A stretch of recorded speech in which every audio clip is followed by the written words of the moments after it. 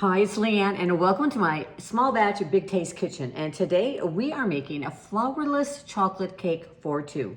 It is rich, it is dense, it is decadent, and it is chocolatey. It is the perfect thing for all you chocolate lovers. And it would also be the perfect thing for the upcoming Valentine holiday. Now you could easily also double this if you need to feed four or even triple it. Now another bonus of this dessert is it is gluten-free.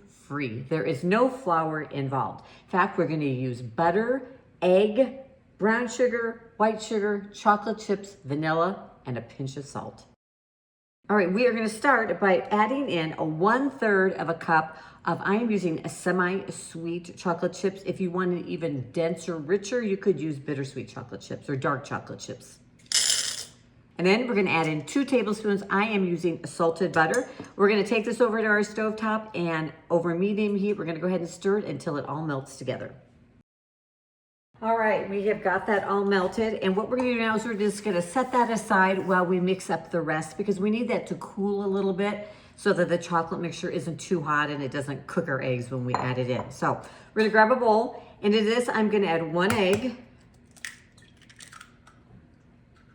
I've got a tablespoon of brown sugar and a tablespoon of granulated sugar. Now you can use all granulated sugar if you prefer. All right, and then just a pinch of salt. If you've used unsalted butter, go ahead and add in 2 pinches of salt. And a 1/2 teaspoon of vanilla. And then we're just gonna mix this all together till it's nice and combined. All right, so for our flourless chocolate cake, we're gonna use 2 6-ounce ramekins.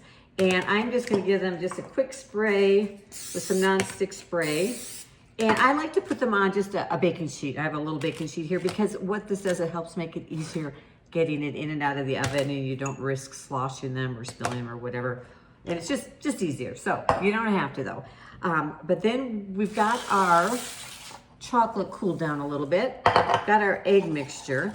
And now, because like I said, we don't want to cook those eggs, we're going to do what's called tempering. And I'm just going to add in a couple tablespoons of chocolate to begin with.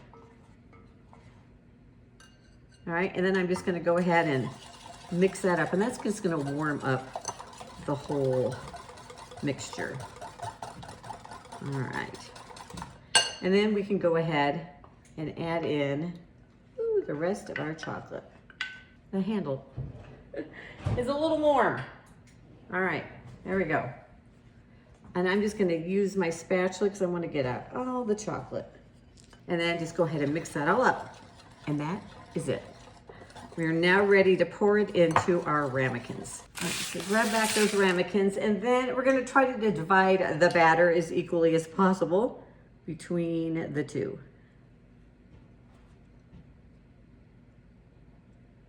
All right, and again, you want to get out all the batter. Now, we are going to pop them into a 350-degree Fahrenheit oven for about 22 minutes. All right, they're done. They are out of the oven. And now you have 2 choices. You can dig in while it's nice and warm, and it will be really ooey and gooey. Or you can let them cool for a while, and it will set up a little bit more. You'll also notice when they first come out of the oven, they're kind of domed or puffed up. As they sit and cool, they are gonna kind of fall in and collapse a little bit on themselves because it doesn't have that flour in there to give it some structure to hold it up. So that's perfectly normal. Now there's a couple different ways that you can garnish these flourless chocolate cakes. Now if you want to eat it straight out of the ramekin, sometimes you can just dig in, but if you want to make it, dress it up just a little bit, I like to take a little bit of powdered sugar and sprinkle a little on each one.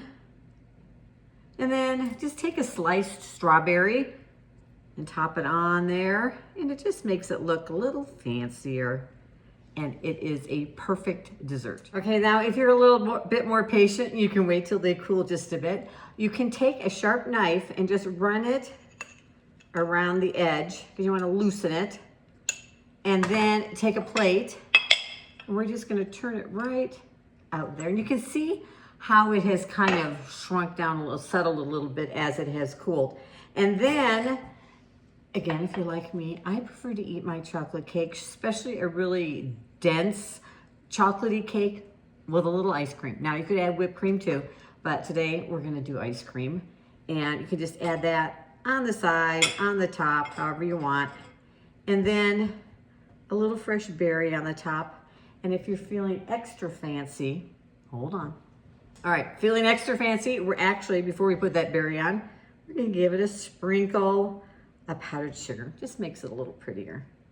I'm a firm believer in things being pretty and delicious. All right, there we go. Add that berry back on, and this lovely treat is ready to enjoy.